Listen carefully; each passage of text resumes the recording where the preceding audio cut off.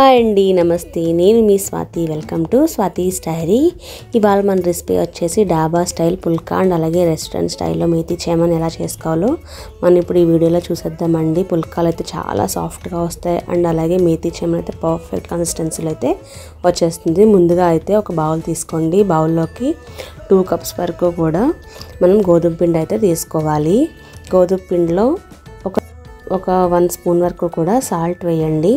1 spoon వేస్తే సరిపోతుంది. 1 spoon ఇప్పుడు బాగా మిక్స్ చేసుకోండి, మొత్తం పిండికంతా సాల్ట్ పట్టేలాగా. ఇప్పుడు గోరువెచ్చటి నీళ్ళతో ఒకసారి పిండి అంతా కలిసేలాగా అయితే వాటర్ స్లోగా వేసుకుంటూ మిక్స్ చేసుకుంటూ ఉండండి. వాటర్ ఒకేసారి ఎక్కువ వేసేయద్దు.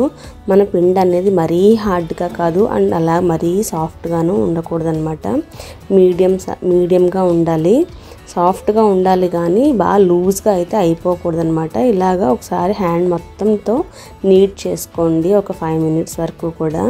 ఇలా అయ్యింది కదా, మొత్తం అంతా మనకి ఎక్కడ క్రాక్స్ లేకుండా పిండి అయితే మరీ పలుచగా కాదు అండ్ అలాగే గట్టిగా కాకుండా బాగా కలుపుకోండి.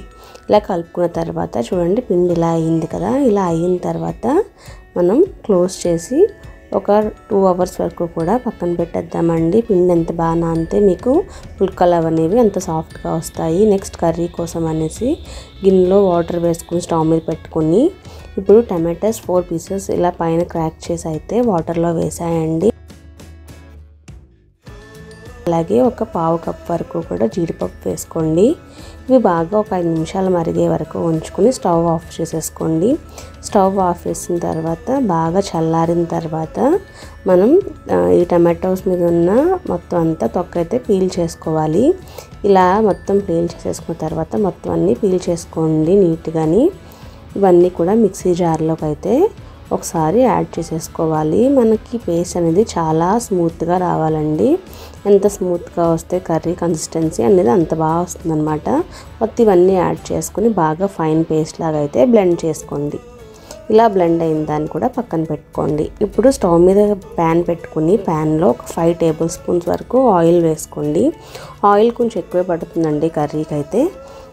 5 టేబుల్ స్పూన్ ఆయిల్ వేసిన తర్వాత మెంతికూర ఉంటుంది కదా, ఒక 4 కట్టలు తీసుకున్నాను అన్నమాట. మీరు ఎన్ని కట్టలు తీసుకుంటే అన్ని టమాటోస్, అలాగే ఏ సైజు అయితే మీరు టమాటోస్ తీసుకుని అదే సైజులో ఆనియన్స్ కూడా వేసుకోవాలి. సో ఇలా మెంతికూర అంతా బాగా క్లీన్ చేసుకుని 2-3 టైమ్స్ ఇలా అయితే వేసేసుకోండి ఆయిల్లో.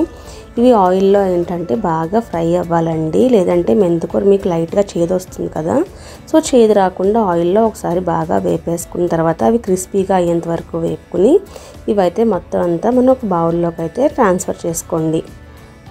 ఈ మెంతికూర అనేది ఇలా వేపుకుంటే కర్రీ ఇంకా టేస్ట్గా ఉంటుందన్నమాట, పచ్చిది వేసుకునే కంటే కూడా.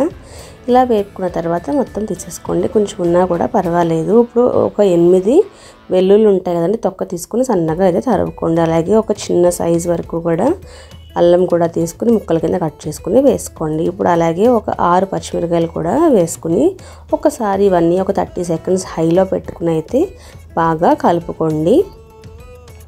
ఇలా బాగా వేగిన తర్వాత ఇందాక చెప్పాను కదండి, ఒక మీడియం సైజ్, ఏ సైజ్ మీరు టమాటోస్ అయితే తీసుకోరో అదే సైజుతో ఆనియన్స్ కూడా వేసుకుని మరొక 2 నిమిషాల పాటు వేగనివ్వండి. ఇలా వేగిన తర్వాత ఒక కొంచెం కూడా పసుపు వేసుకోండి. అలాగే ఒక 2 టేబుల్ స్పూన్స్ వరకు అయితే సాల్ట్ అయితే వేసుకోవాలి. సాల్ట్ కూడా వేసిన తర్వాత మనం ఇప్పుడైతే కర్రీ హైలో ఒక 1 మినిట్ వరకు కూడా దగ్గరుంటూ ఆనియన్స్ అంతా గోల్డెన్ బ్రౌన్ వచ్చేంత వరకు కూడా బాగా వేపుకోవాలి దగ్గరుండి. ఇలా గోల్డెన్ బ్రౌన్ వచ్చినాయి కదండి. ఇలా వచ్చిన తర్వాత మనం ఆల్రెడీ టమాటో ప్యూరీ అయితే రెడీ చేసి పెట్టుకున్నాం కదా క్యాష్యూది, ఇదైతే మొత్తం అయితే ఇందులో వేసేసుకోవాలి. ఇలా వేసుకుని మొత్తం అంతా కూడా ఒకసారి కలుపుకోండి. హైలో పెట్టుకుని దగ్గరుండి కలుపుకుంటూ ఉండండి, లేదంటే క్యాష్యూ వేసాం కదా, సో కింద అయితే అంటుకునే అవకాశం అయితే ఉంటుందన్నమాట కర్రీ. సో దగ్గరుండి ఇలా రౌండ్గా అయితే తిప్పుకోవాలి. పచ్చివాసన పోయేంత వరకు కూడా ఒక 30 సెకండ్స్ వరకు కూడా ఇలా అయితే కర్రీని అంతా కూడా కలుపుకోండి.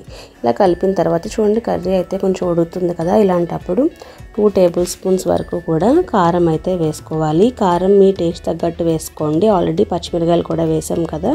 సో ఇందులో 1 స్పూన్ జీరా పౌడర్ వేసుకోండి.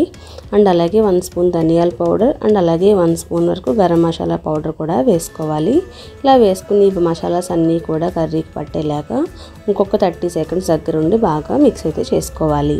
ఇలా మిక్స్ అయిన తర్వాత కర్రీ బాగా ఉడుకుతుంది కదండి. ఇలా ఉడికినప్పుడు కన్సిస్టెన్సీ కొంచెం అయితే లూజ్ చేసుకోవడానికి మనం ఒక 1/2 కప్ వరకు కూడా వాటర్ వేసుకోండి. మరీ ఎక్కువ వేయద్దు. వాటర్ అనేది మీ కర్రీ తగ్గట్టే వేసుకోవాలి. కొంచెం వేసుకున్న తర్వాత ఆల్రెడీ మనం ఫ్రై చేసుకున్న మేతి ఉంది కదండి, మెంతికూర. సో ఇదైతే ఇందులోకి వేసేసుకోండి. ఇలా వేసుకున్న తర్వాత మెంతికూర కూడా కొంచెం సాఫ్ట్ అయ్యే వరకు కూడా ఒక 30 సెకండ్స్ మళ్ళీ బాగా మిక్స్ చేసుకోండి. ఇప్పుడు ఇందులోకి 1 స్పూన్ వరకు కూడా షుగర్ అయితే వేసుకోవాలి. షుగర్ ఏంటంటే కర్రీకి మంచి టేస్ట్ ఇస్తుందండి. సో ఎవరైనా డైట్గా ఉంటే స్కిప్ చేసుకోవచ్చు. సో నెక్స్ట్ వచ్చేసి మీరు మెంతికూర 4 కట్టలు తీసుకోరు కదా, అంటే ఒక 50 గ్రాముల వరకు వస్తుంది మెంతికూర. డబల్ వేసుకోవాలండి పన్నీర్ అనేది. అంటే 100 గ్రాముల పన్నీర్ అయితే నేను వేస్తున్నాను గ్రేట్ చేసి కూడా ఇందులో వేసుకుని ఇప్పుడు మళ్ళీ ఇంకొక 30 సెకండ్స్ వరకు బాగా మిక్స్ చేసుకోండి. ఇలా మిక్స్ అయిన తర్వాత ఇప్పుడైతే సిమ్లో పెట్టేసి స్టవ్ అంతా ఒక 10 మినిట్స్ వరకు కూడా మూత తీయకుండా బాగా అయితే కర్రీని ఉడకనివ్వండి.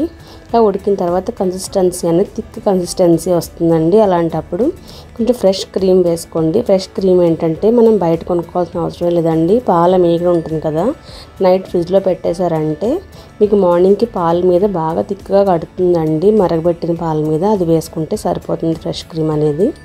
ఆ క్రీమ్ కూడా వేసుకుని ఒక్కసారి కూర అంతా బాగా పట్టేలాగా రిచ్ కన్సిస్టెన్సీ అయితే మీకు చాలా బాగా వస్తుందండి కర్రీ.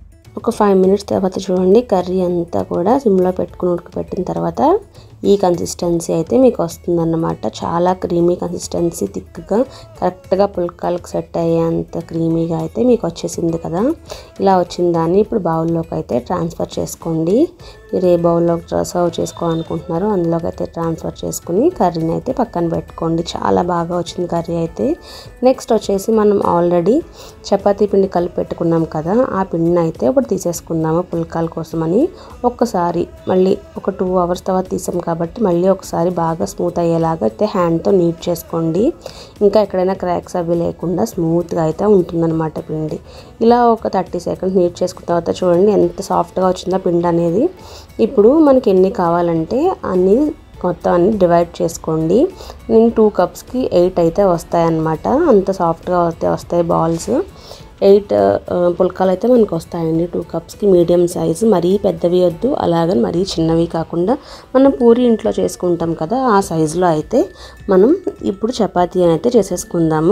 దుంపిండి వేసుకుంటూ అయితేనే చపాతీని చేసుకోండి. మైదా అయితే అవసరం లేదు ఎక్కడని, ఆయిల్ కూడా ఎక్కడ అవసరం లేకుండా పుల్కాలు చాలా సాఫ్ట్గా అండ్ అలాగే చాలా స్మూత్గా వస్తాయి. అండ్ అలాగే పూరి అంత బాగా అయితే మన పుల్కాలు పొంగుతాయండి. ఇప్పుడు ఇలా అయితే ట్యాప్ చేసుకోండి. ఏమైనా పౌడర్ ఎక్స్ట్రా ఉంటే మొత్తం అంతా దాని నుంచి అయితే వచ్చేస్తుంది. ఇప్పుడు స్టవ్ మీద ప్యాన్ పెట్టుకుని ప్యాన్ బాగా హీట్ ఎక్కనివ్వండి. హీట్ ఎక్కిన తర్వాత మనం ఆల్రెడీ రెడీ చేసుకున్న చపాతీని అయితే వేసేసుకోండి. అన్ని చపాతీలు సేమ్ ఇలాగే చేసుకోవాలి. సో ఇప్పుడు ఈ పుల్కాని అయితే ఇందులో వేసేసుకుని చూడండి, పుల్కా కలర్ అయితే కొంచెం మారుతుందనమాట. హీట్గా ఉన్న ప్యాన్ మీద వేసిన తర్వాత లైట్ కలర్ నుంచి వైట్ కలర్లోకి వస్తుంది. లైట్గా పైన బబుల్స్ అవి కూడా వస్తాయన్నమాట. ఇలా వైట్ బబుల్స్ వచ్చినాయి కదా, చూడండి ఎంత బాగా వచ్చిందో పుల్కా. ఇలా వచ్చిన తర్వాత కొంచెం అయితే ట్రాన్స్పరెంట్ అయింది కదా, ఇప్పుడు డైరెక్ట్గా హై ఫ్లేమ్ మీద స్టవ్ మీద అయితే పుల్కాని పెట్టేయండి. చూడండి ఎంత బాగా పొంగిందో పూరీలాగా. పూరీ కన్నా టేస్ట్గా ఉండే పుల్కాలు ఇంట్లోనే మీరు హ్యాపీగా రెడీ చేసేసుకోవచ్చు. వెరీ హెల్దీ అండ్ ఆయిల్ కూడా ఎక్కడ యూస్ చేయలేదు చూసారా. ఇప్పుడు ఇవి తీసుకుని అయితే ఒక గిన్నెలో పెట్టుకుని మూత పెట్టుకోండి. చాలా సాఫ్ట్గా అయితే ఉంటాయి. మొత్తం మీరు చేసుకున్న పుల్కాలన్నీ కూడా ఇలాగే వేసేసుకోండి. అటు ఇటు బాగా వేపుకున్న తర్వాత మన పుల్కా బాగా ట్రాన్స్పరెంట్ అయిన తర్వాత మాత్రమే మీరు స్టవ్ మీద పెడితే బాగా పొంగుతాయండి. మీరు సరిగ్గా కాల్చకుండా అయితే పొయ్యి మీద పెట్టారంటే పుల్కా సరిగ్గా పొంగదనమాట. సో అలా నేను చూపించాను కదా, అలా వచ్చేంత వరకు కూడా 2 వైపులు ఫ్లిప్ చేసుకుంటూ వేపుకుంటూ అప్పుడు మీరు కనుక స్టవ్ మీద పెట్టారంటే గ్యారంటీ పుల్కా అనేది చాలా చాలా సాఫ్ట్గా అయితే మీకు వచ్చేస్తుంది అనమాట. ఇప్పుడు పుల్కాలన్నీ సర్వింగ్ ప్లేట్లోకి తీసుకుని వేడివేడి కర్రీతో తింటే మాత్రం అదిరిపోతుందండి. ఒక పుల్కా కూడా నేను చూపిస్తాను చూడండి ఎంత సాఫ్ట్గా వచ్చిందో. చాలా సాఫ్ట్గా అయితే ఉంటాయన్నమాట పుల్కాలు అనేవి. ఒకసారి ఓపెన్ చేసి అయితే కూడా చూపిస్తాను చూడండి. పుల్కాలు పూరీల కన్నా బాగా అయితే లేయర్స్ వస్తాయన్నమాట. సో అంత బాగా అయితే మనకి పుల్కాలు అనేవి రెడీ అయిపోతాయి. సో మీకు కూడా ఎలా అనిపించిందండి వీడియో? మీరు కూడా ట్రై చేయండి, ఎలా వచ్చిందో కామెంట్ సెక్షన్లో షేర్ చేయండి. వేడి వేడి పుల్కాలు అండ్ అలాగే హాట్గా కర్రీ కూడా వేసుకొని తింటే మాత్రం అదిరిపోతుందన్నమాట. డాబా స్టైల్ పక్కా మీరు ఇంట్లోనే రెడీ చేసుకుని అయితే మీరు తినొచ్చండి. సో ఈ గాయస్ మీకు కనుక ఈ వీడియో నచ్చినట్టయితే please subscribe to our channel అండి. అండ్ అలాగే పక్కన బెల్ ఐకాన్ క్లిక్ చేస్తే నేను వీడియో పెట్టగానే అయితే మీకు నోటిఫికేషన్ వస్తుంది. కొత్తగా ఎవరైనా ఛానల్ చూసినట్టయితే ప్లీజ్ సబ్స్క్రైబ్ చేసుకొని చూడండి. Thank you.